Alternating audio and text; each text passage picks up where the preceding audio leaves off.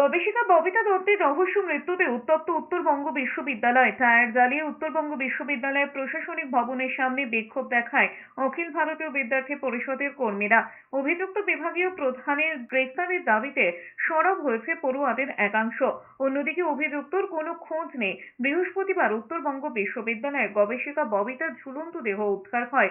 মৃতার পরিবারের তরফে মাটিগাড়া থানায় অভিযোগও দায়ের হয়। অধ্যাপকের বিরুদ্ধে আত্মহত্যার প্ররোচনার অভিযোগ করে মৃতের পরিবার।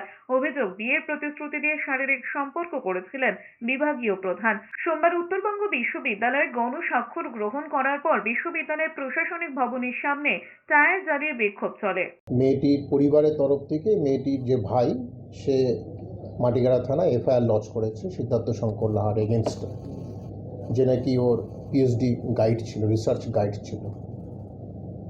তো এখন যেহেতু এটা পুলিশের তত্ত্বাবধানে আছে, পুলিশ ইনভেস্টিগেশন করছে, তো এই মুহূর্তে আমরা কিছু করছি না।